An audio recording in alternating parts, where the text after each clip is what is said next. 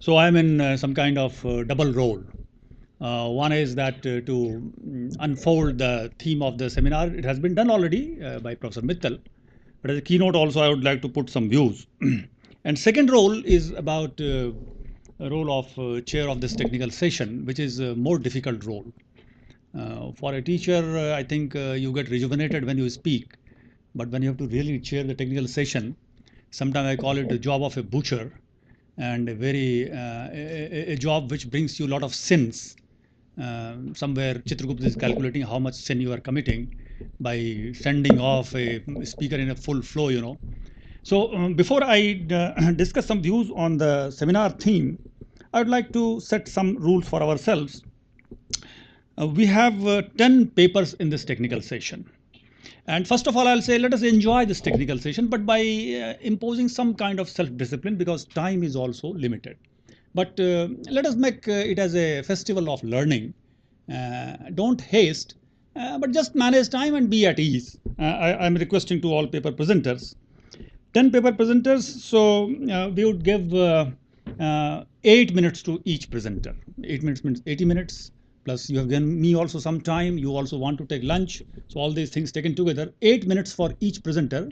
And after 7 minutes, each presenter will get a buzzer from there. So, you should know that within 1 minute you have to wind up. Total 8 minutes. And then when all presenters have presented their papers, I would request that also among audience, all faculty or students or visiting scholars, to note down certain question if you want to raise to a particular presenter, and we will have question answer at the end of all presentations. So please raise the question by attaching name of the scholar to whom the question is addressed. So this is the basic rule. And we would like to wind up by maximum, let us say, by 1:40. So enjoy this technical session and the feast of mutual learning. I would like to place certain few views on Make in India, the entire theme which is written there, Make in India, emerging trends in trade and innovations for effective entrepreneurship. How many are here MBA students? Let me know. That's fine. All right. I will not say anything which was maybe that I may also sometime appear to be repetitive, but I know what Professor Mittal has said, so that can be eliminated from my discussion. Yes, but I will try to raise certain issues, especially for researchers and also for students. When we say Make in India, emerging trends, and I will take about 10 to 15 minutes. I should also declare it, otherwise I'll become indisciplined. When we say Make in India, emerging trends in trade, and then other part is innovations for effective entrepreneurship. There are two distinct parts of this. Of course, they are connected. Two distinct parts of this seminar theme, and both parts they raise a lot of research issues, no doubt. First is Make in India. Sometime you have to find out. I will be directly addressing to my MBA students, sometime to research scholars, sometime to our faculty colleagues. When we say Make in India, emerging trends in trade, what exactly it is this? Is it something different than, let us say, FDI with a special emphasis in manufacturing sector? Isn't it like that? Appears like that? If we say inviting more FDI in manufacturing, especially in manufacturing sector, doesn't appear like more like Make in India? Is it so? So can we say it is old wine in new bottle? That is a point. More FDI we need in manufacturing sector, and that we have coined a terminology called Make in India. Of course, we cannot also ignore service sector taken as granted that it generates 65% of GDP. We can't take it as granted. But question is why this term has been coined, and we are going about a lot of, let us say, support. We are supporting it significantly. Reason, as I understand, is researches have been done worldwide on the pattern of the economic growth of various countries. developing countries and developed countries. And it was found that countries which moved, because every country generally has started with more contribution from primary sector, which includes agriculture and let us say economy based on natural resources like forestry or mining, etc. Most of the countries in this world, when they started germinating developmental processes, it started banking upon primary sector. And slowly they developed their secondary sector, that is called manufacturing, and a tertiary sector, that is called service sector. Researches they indicate that those economies which moved in sequential manner, primary to secondary to tertiary, their economic indices are more robust. Their economic, let us say, stability, stubbornness, you can say, resilience, their strength to negotiate with any kinds of ups and downs and business cycles of the, let us say, economy. Their economy is more robust. Whose economy? Who have moved in a sequential way compared to those economies which started with primary sector, developed manufacturing sector to some extent, but halfway they bypassed and started developing their tertiary sector. Such economies are more, I will say, prone to witness vicissitudes on the path of economic growth. And that's why when I was a student of MBA, say in 82, 84 was my batch, I am quite old, you can see my beard also.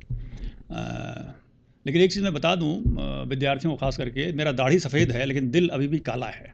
So I'm young. What I want to say, this question was, and we had developed certain discussions and debate at that point of time also. As a student of economics honors, we had economic and planning forum. There, first time I had raised this issue.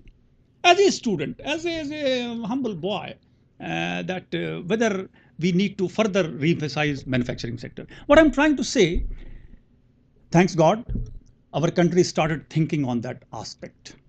That somewhere, without properly baking the secondary sector, we have started generating more than 60% of GDP from tertiary sector. So re-emphasis on secondary sector, manufacturing sector has been done at right time. And when we say Make in India, there are few issues connected to it. We have lots of opportunities in favor of sustaining this phrase, Make in India. Recently, I was listening in our own convocation at IIM Indore. Our chairman is Mr. K.V. Kamath. And through certain data he was proving, and nicely he proved, particularly for young students, that there would have been no other time for you to be born better than this. And he proved it. Why? Because there are lots of opportunities.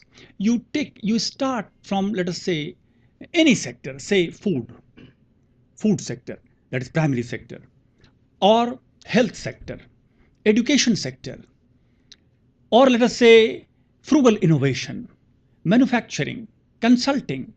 Lots of opportunities are there.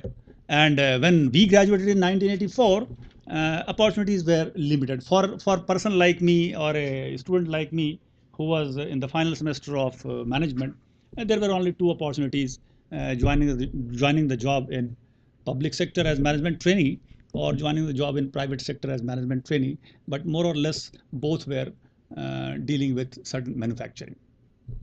But now opportunities are many. You see, India is one of those economies where all three types of businesses are available, which we call in marketing phrase B2C, or say B2B, or another is B2G, business to government. And India is a fertile land for all these three. So this is one very strong point with India. The other point, which I would like to remind you, is about demographic dividend. We have been talking a lot about it, that India has a demographic dividend. Say 15 years back, we were more complaining that our population is increasing, and the population is the bane for economy. But now suddenly we find this bane, this is not a bane, this is a boon. But remember, it has been calculated that this boon will not remain for time immemorial.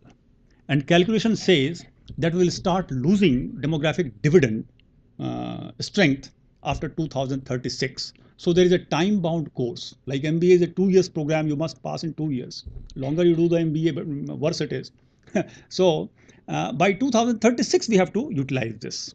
Why? The same young persons, we will become all old. And today in Japan, more number of diapers are purchased for old persons than for children. They have lost. They have passed through all those stages. Or let us say in China also, compared to India on demographic dividend issue, entire Western Europe, excluding UK, all those Schengen visa kind of countries who have joined hands, they actually have 7% of world population. And they produce 25% of GDP of the entire world. But they consume 50% of the GDP of entire world. So when their consumption is more and when their production capability has got stagnant, from where they will get resources to consume more. So for that, economy like India has a greater scope. Again, you see itself in manufacturing, where we have only 15% of contribution in GDP from manufacturing sector, and this was highlighted by Professor Mittal also. What does this say? Now, various calculations have been made across the economies, and it has been found that ideal percentage of contribution from manufacturing has to be 30 to 35. And that's why Government of India is also thinking in terms of next 20 years, let us say by 2035-36, can our manufacturing contribution entire GDP be about 30 to 35%, because that is an aim to be achieved. Now, various challenges for India. You see, we find certain comments in newspapers also that should Prime Minister visit foreign countries so frequently? My personal view is that it is good that he is visiting. And in first 2-3 years, he should visit more and more and more. And he has already planned to visit. He knows his job perhaps better. The reason being that once we want to create manufacturing hub in India, which will generate employment, and as you know, as a student of economics, that unless consumption function is increased, it cannot lead to more and more investment function. And that's why the challenge in India are twofold. Produce with high quality, produce with high efficiency, and produce with automation, produce with lesser cost, and produce quality goods, create brand. Sometimes I find in academic seminars or in our own research writings, we harp on more and more on let us say cost reduction and producing at lower factor cost. But what about branding? So there is one challenge for India. But another challenge is that unless there are certain sectors which can generate production system based on employment generation, only cost effective production and automation will not help, because we also need to increase our purchasing power. So if you see the list of, let us say, 25 sectors in Make in India, you'll find that certain sectors are more prone to give more employment.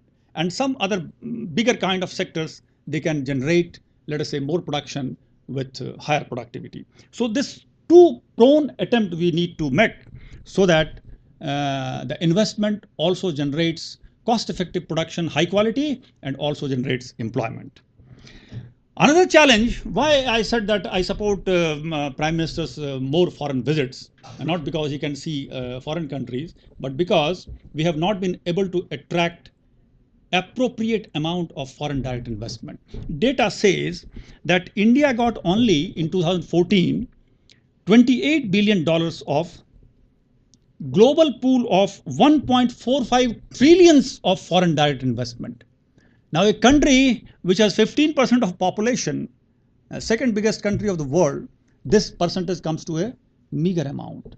And that's why we are, our data doesn't say that we are doing so well on attracting FDI compared to other economies. And another challenge is that when economy size of India is about 1.9 trillion, and let me equate, because you know, when you play with data, not play with data, but you see data, you start finding some qualitative, say, outcome. And I saw that total GDP of India, what we create, is created by only women entrepreneurs in USA. So women force in USA is equivalent to, say, GDP generating capacity of India. And data says that economic size of India, that is 1.9 trillion dollar, that has to become 10 trillion dollar, because at this rate, at what we the rate with which we are progressing, we are supposed to generate an economy of 6 trillion dollar per year by 2035. But if we really want to plan well for the next 20 years, we need to hit not 6 trillion dollar, but 10 trillion dollar. But question is, who brought this figure 10 trillion dollar? This figure has been identified based on what makes economy to create a critical amount which leads it to higher strata of growth, isn't it? Such calculations are there. For example, students must take interest what makes, let us say, a firm to acquire a critical size so that it starts reaping the benefits of scale of economy of scale.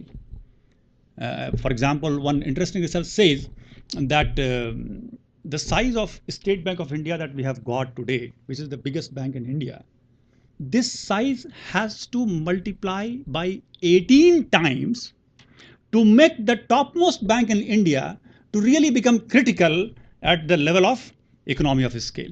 So bigness matters. Schumpeter also matters. Small is beautiful, but big is also beautiful. Both matter.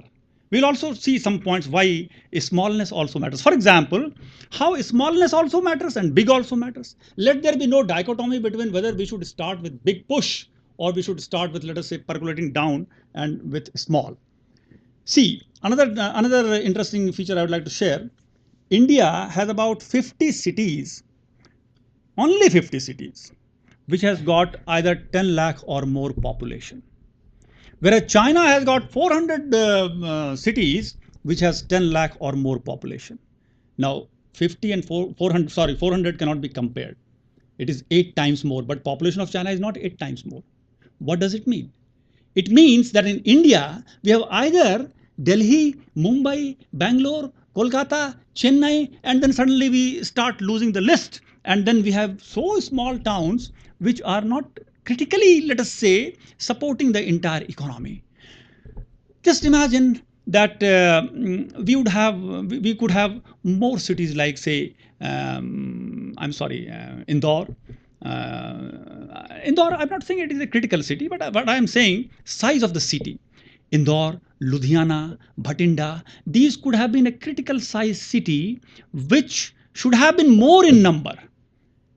And this actually creates equilibrium in the terms of, let us say, regional development. So small also matters. So many small cities. And similarly, investment has to be identified. Researchers also indicate that many of our projects are not created at a particular place based on economics, but based on politics. And this creates diseconomy of scale in production. So small is also beautiful. Big is also beautiful because we need certain critical size of plant or firms which start enjoying economy of scale. So these also generate a lot of research ideas that how basically we can work in this direction. Now question is what to be done? Some points I would like to say. You see, some data, 60% of China's manufacturing exports come from multinationals which are making use of their land. Now, we have started thinking in terms of Make in India. Do we have that comparable data? Answer is no. But there is a hope that we have started. And China has started losing certain dividends on that aspect. Because now no more we can say with louder voice that China necessarily enjoys, say, cheaper labor cost. Because labor cost in China has increased substantially. It has increased almost about 4 times in last 15 years. It used to be 5% of US dollar, 5% of US wage, but now it is 20% of US wage. Now, when you convert, let us say, the dollar into rupee, and even if we give, let us say, 20% of wage in India in dollar term, it is much more than the salary then one gets. Suppose a professor joins here and he gets 20% of salary what I get, but in dollar, not in rupee. I get in rupee. Who is in more advantageous situation?